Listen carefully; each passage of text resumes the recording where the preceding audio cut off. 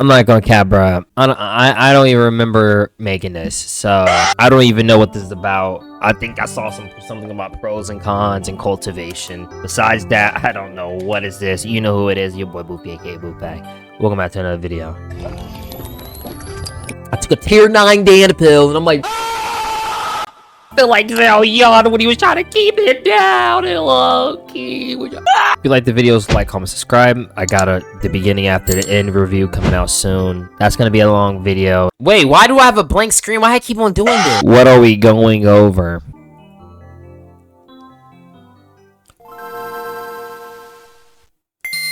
Everything just comes back to you. It's kind of spectacular. Spectacular. Philosophy. Reverend Insanity? That's an insane novel to reference when it comes to philosophy, indeed. We're talking about just Fangwan alone. This dude's just a bundle of philosophies and ideals and poems. And then you got freaking Urgent.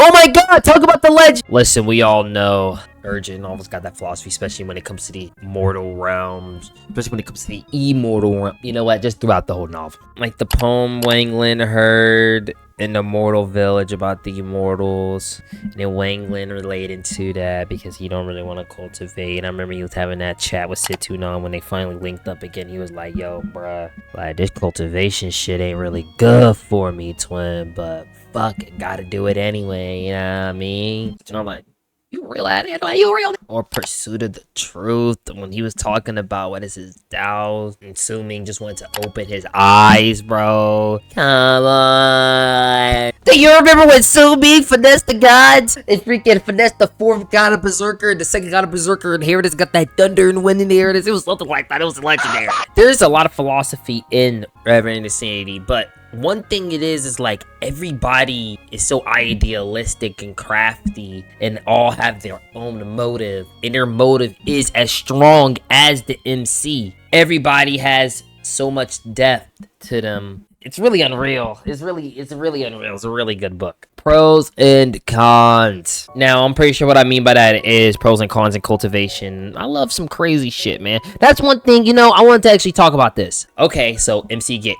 crazy techniques, learn a crazy doubt, amazing godly bloodlines, etc., but no downside. Take Goof, for example, just feeding him can be considered a con, but even some hurt to use. Oh, I read this. Oh, I made this like probably like when I freaking only read like 40 chapters of Reverend Insanity. Bro, it's even crazier. If you don't refine goo well enough, you can actually damage your body and your soul, and in the mortal realms, that's very detrimental. And you gotta realize one day you gotta hit like rank 3, 4, and 5, and when you refine goo like that, that's very, very, very, very, it's a very, very high chance your refinement ain't gonna be as good as Fangwan. Fangwan got like 500 years of experience, which you gotta realize that's uncanny, especially in the mortal realms, because unlike other cultivation novels, where when you go up the major realm, you gain more lifespan, it's not like that in Reverend Insanity. I'm really curious on how laws is gonna really be a thing in Reverend Insanity, or like DAOs or whatever. I'm really curious on how that's gonna work. I get like why in cultivation niggas have longer lifespans, because they need those times to progress in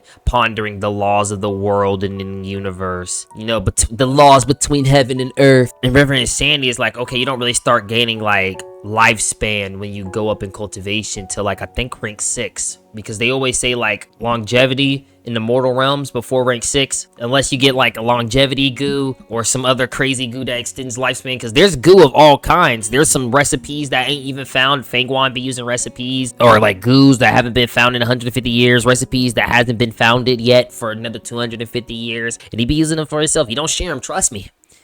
You don't.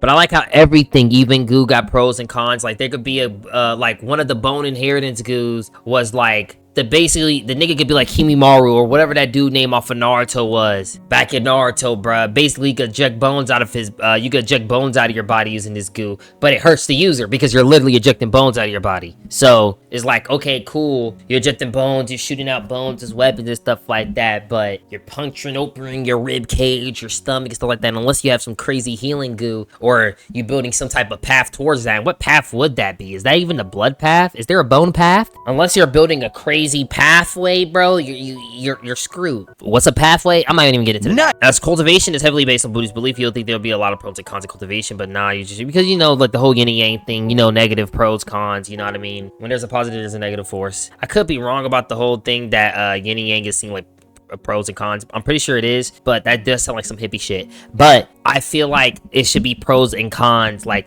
if the MC get a crazy bloodline as if he get a crazy godly bloodline as a mortal, bro, he should be low-key going crazy. The one novel I really want to reference was The Dawn of the New World. I read 700 chapters of that novel and completely forgot most of it. But the craziest things I remember was him getting a crazy bloodline, because he's the MC, obviously, or like getting some crazy treasure. Like I remember he got this dragon and he was able to trap in his Dantian somehow, which was very, very crazy. He's not even supposed to have a Dantian because most people cultivate palaces in this world. He gets a Dantian somehow and he gets this crazy like all black dragon, bro. I'm talking about the blackest of black dragons. I'm talking about like the color, like it got a lot of Eldritch Horror of crafting elements. I'm talking about you can't even look at this dragon, you'll go crazy. Oh my god, bro. I don't even think humans can literally perceive it, bro. He was trying to use it because he needed it, and she was like, oh nah, bro, you can't tap into this realm right now. And he was like, yo, why, bro? Like, if I thought you said you could let me tap into a realm where I could disappear and go into this other realm to escape my enemies. All I have to do is just tap into it real quick. Forgive me like 5 to 10 seconds. I'll run out here real quick. She was like, nah, bro, you can't do that, cause like, see, that realm is literally belong to some crazy beings. I'm talking about them beings will look, they're beyond divinity, and they'll look over at you and be like, yo, who blood? That's like appearing in that all white out room in Marvel. Like, who as a mortal? Like, what are you? Wait, hold on. I didn't add no transit. Okay, heaven. Okay, what I mean by heaven? I feel like, okay, especially if we're talking about a good cultivation novel, I feel like when we talking about heaven and, the great Tao, whatever you want to call it, the system of things, if the MC is going up so fast or it's heaven defying, there ain't nothing coded into the Tao or heaven to be like, yo, this dude is kind of crazy, bruh. He's doing some crazy stuff. He's cutting up the river of time. He learning crazy space laws young. He's 28 years old, and somehow he's finna be able to trample you soon. You're not gonna be worried. You're not gonna see. You're just gonna send him stronger lightning tribulations. Are you serious? Nah, bro. You need to be scheming against him. I think one thing I really like is lightning is the only way, bro. I say it all the time. Every single world had a different heaven. They all schemed against him. Besides that one Beast World one, they knew he was like the son of one of the strongest dudes of all time. They knew that. They knew he dropped into the lower worlds as one of the strongest dudes of all time, and they knew he was finna dominate. They literally the moment he dropped into the lower world, the first lower world, he got instantly a meteor got sent over to this man, bro. It was really crazy. What is heaven or the Tao or whatever niggas be naming it now? Heaven is a system that governs the cultivation world, universe, chaos verse, or whatever the fuck the scaling is. Our problem is really if heaven sees everything and governs everything, does it not realize how much of an anomaly the MC is? Doesn't even try to stop or resist them? It's even worse for heaven defying cultivators. They are heaven defying. You're going to do anything but send some lightning. That's what I'm saying. Like, you just gonna send some crazy lightning. Or you remember that one moment that Wang Lin went through 33 tribulations? Heaven could have been scheming or something. Oh wait, Wang Lin was in a roguelike. I forgot. Sworn Brothers. I think this is cool and it's sad. I don't think I'm ever gonna see this. Well, at least when it comes to the MC Fang Wan. Oh yes, Fetty Wang. Oh, Fetty Wang. The whole Fetty Wang trope is in even like the brain rot novels, bro. Like, it's always new to the sect or academy or school or college, whatever it is.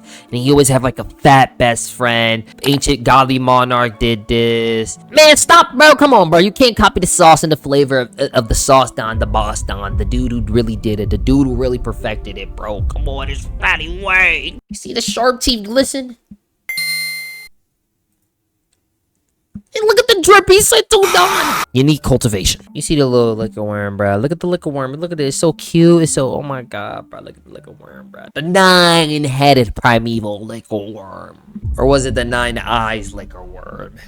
Unique cultivation. I think Goo is really is like a really good cultivation system. And I was thinking maybe I hope somebody copy it and put it in like a normal cultivation world. I just wanted to see how it'll play out. And this already is one. It's actually getting translated right now, and I heard it's really good. I'm gonna wait for some chapters to stack up. I'm gonna finish off Reverend Insanity first of all, and then I'm gonna go through that, and hopefully it has at least 1,000 chapters by then. I'm seeing marrow cleansing with Goo. That's kind of crazy, bro. If the MC is as smart as Fang Wan, Could be a crazy world. Yeah, I love that the system complexifies as it goes upwards. It doesn't necessarily just start to become brain rot like infinite mana, Emperor's domination. Like, it just doesn't infinitely go up and up and up and up for no reason. It's like, not only does it have a reason, but it also complexifies in builds on top of the foundation it already put up. It's absolutely amazing. I gotta do a breakdown video on some of these systems. Google Division is a good example. Just something unique besides Draconic Bloodline, Dragon Prana Physique,